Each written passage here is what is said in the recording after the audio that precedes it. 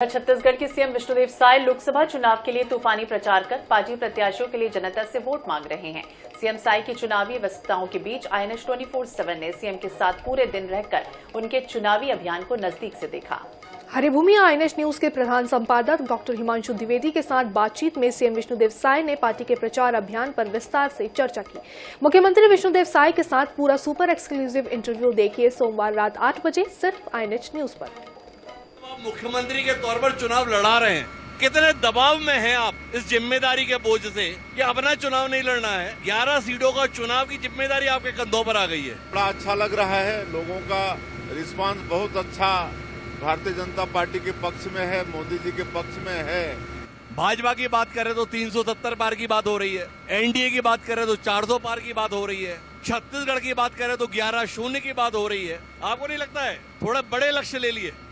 अब 10 साल के उनके कामों का आकलन देश की जनता कर रही है। 5 साल मुख्यमंत्री रहे भूपेश बघेल मैदान में है, ताम्रध्वज साहू गृह मंत्री वो मैदान में है जो रहे थे, शिव डहरिया मैदान में है। आपको लगता नहीं कांग्रेस ने विष्णुदेव साय जी के खिलाफ कुछ बड़ी साजिश कर दी प्रत्याशी चयन के मामले में? कांग्रेस बड़ी दुर्गति है, उन्होंने छत्तीसगढ़ की जनता का विश्वास खोया है। 2 चरण में राजनांदगांव संसदीय क्षेत्र भी है जहां से पूर्व मुख्यमंत्री भूपेश बघेल मैदान में है। ये भूपेश बघेल का मैदान में आना विष्णुदेव साय जी को कितना परेशान किया, कितने बेचैन या हलाकान रहे विष्णुदेव साय जी? श्री भूपेश बघेल जी अपनी सरकार में छत्तीसगढ़ की जनता का विश्वास खोने का ही काम किए हैं। 5 वर्षों में उन्होंने एक भी वादा पूरा नहीं किया, बल्कि पूरे छत्तीसगढ़ को अपराधगढ़ बना दिया। तो इन कांग्रेसियों को आप अपने घर लेकर क्यों आ रहे हो? क्यों आपके अपने घर के कार्यकर्ताओं पे इतना भरोसा नहीं रह रहा? कोई कलंकित आदमी को नहीं ला रहे हैं। और आप लोग तो ये बता दें, ये जो कांग्रेसी है ना, ये तो सत्ता की मलाई खाने के ही आदी है।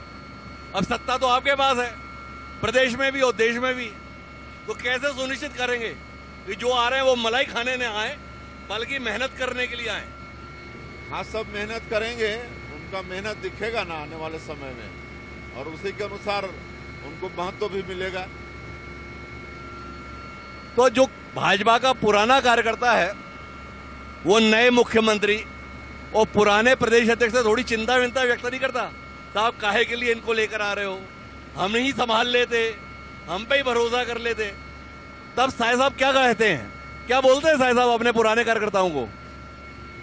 नहीं, कुछ दिनों में हमारे कार्यकर्ता सबको एडजस्ट कर लेते हैं, और जो प्रवेश भी कर रहे हैं वो भी कुछ दिनों में घुल मिल जाते हैं, बाद में कोई फर्क नहीं पड़ता है। भाई कांग्रेस तो आपका मुख्य विपक्षी दल है, तो कांग्रेस को तो कोशिश ये करनी चाहिए कि विष्णुदेव साय जी मुश्किल में आए, कठिनाई में आए। आप बता रहे हो कि भूपेश बघेल जी के आने से आपको सहूलियत हुई, आपको मदद मिल रही है, तो कांग्रेस में किससे आपने ऐसी सेटिंग बिठाई कि आपकी मदद करने वाला काम कांग्रेस कर दी? किससे बात की थी आपने? सचिन पायलट से की थी, राहुल गांधी से की थी, खड़गे जी से की थी, किससे आपने सेटिंग बिठाई? नहीं, किसी से बात भी नहीं किए थे ना, किसी से सेटिंग भी नहीं बैठाए थे। हमारी पार्टी ही सक्षम है अपने अच्छे कामों के कारण, मोदी जी के कामों के कारण, मोदी जी की लोकप्रियता के कारण, कि इनसे बात करने की, इनसे सेटिंग करने की कोई आवश्यकता ही हम लोग को नहीं पड़ी और जरूरत भी नहीं थी। तो फिर भूपेश बघेल प्रत्याशी कैसे हो गए?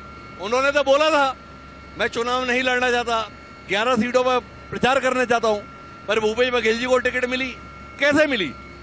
अब ये तो उनकी पार्टी का मामला है, पार्टी ने उनको कैसे टिकट दिया है तो वही लोग जाने, लेकिन उनको लोकसभा के चुनाव में उतार के कहीं ना कहीं हम लोग का बड़ा सहयोग पार्टी ने किया।